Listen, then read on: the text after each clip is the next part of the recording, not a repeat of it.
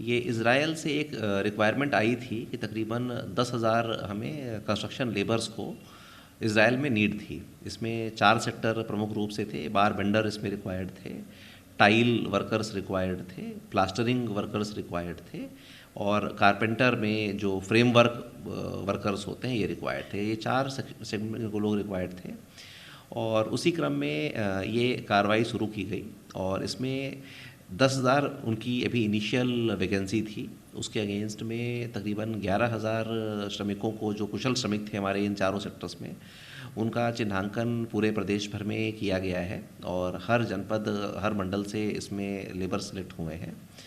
Israel की team Uttar Pradesh में 23 जनवरी को से आई है और तब से टेस्टिंग की कार्रवाई लगातार चल रही है। 23 जनवरी को इसका एक लॉन्च इवेंट भी हुआ था जिसमें कि ऑनरेबल श्रम मंत्री जी और ऑनरेबल शिक्षा मंत्री श्री कपिल देव अग्रवाल जी, दोनों मंत्रियों के द्वारा संयुक्त रूप से इसमें एक कार्यक्रम कराया गया और इसमें चूँकि कौशल प्राप्त युवा हैं तो कौशल विकास और व्यवसाय शिक्षा के भी इसमें लोग आ रहे हैं और उनका RPL वगैरह की बात चल रही है और श्रम के तो खैर हैं ही, श्रमिक चुके हैं ये। तो कल से ये कार्यक्रम शुरू हुआ है और 23 जनवरी से शुरू होकर 30 जनवरी तक ये टेस्टिंग इसमें वर्कर्स की होगी। 26 जनवरी और 27 जनवरी छुट्टी रहेगी, 2 दिन का इसमें लीव है, उस समय नई टेस्टिंग होएगी, बाकी दिन टेस्टिंग रहेगी।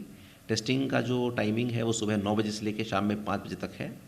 इसमें जो वर्कर्स हमारे चिन्हित हुए हैं उनको इज़राइल की एजेंसी ने अप्रूवल दिया हुआ है, वो सारे वर्कर्स भी आ रहे हैं और कुछ संख्या में अगर कोई वर्कर सीधे भी आ जा रहा है तो उसको भी हम लोग टेकअप कर ले रहे हैं, अगर जगह या टाइम बच रहा है तो वैसी स्थिति में इसको किया जा रहा है। मैं यहाँ आया हूँ लखनऊ अलीगंज ITI कॉलेज।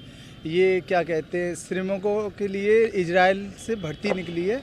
ये हमारी उत्तर प्रदेश गवर्नमेंट और क्या कहते हैं एक प्राइवेट कंपनी है, उसकी साझेदारी में ये जो भर्ती निकली है और उत्तर प्रदेश से 10,000 श्रमिक भेजे जा रहे हैं।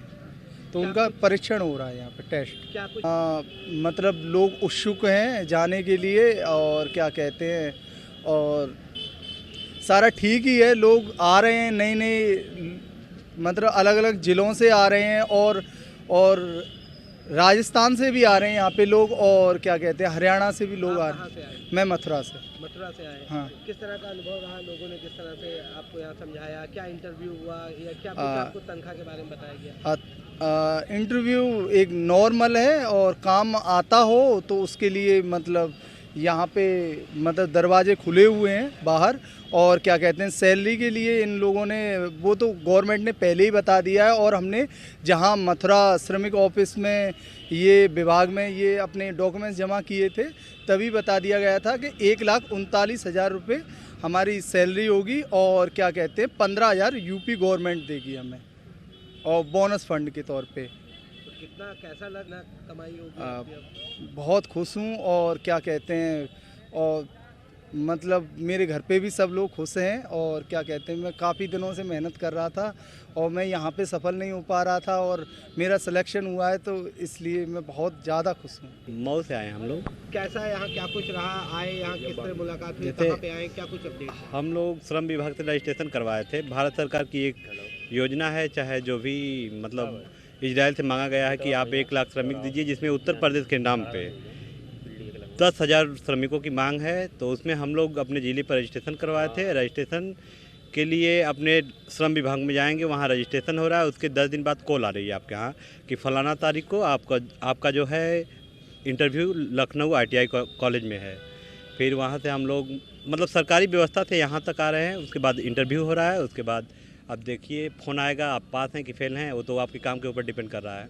क्या लगा, किस तरह का अगर सेलेक्ट हो जाते हैं तो क्या रहेगा, किस तरह? जैसे कुल मिला के यदि आप अपने काम से स्वयं संतुष्ट हैं तो पास है, मान लीजिए आप संतुष्ट नहीं है तो पास नहीं है।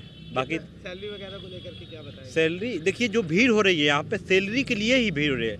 लोग तो जानते हैं वहाँ युद्ध चल रहा है, उसके बावजूद सैलरी के लिए ही लोग जा रहे हैं। हाँ, आज के डेट में सब चाहता है कि मैं अच्छा कमा लूँ। 1,37,250 रुपया तनख्वाह है।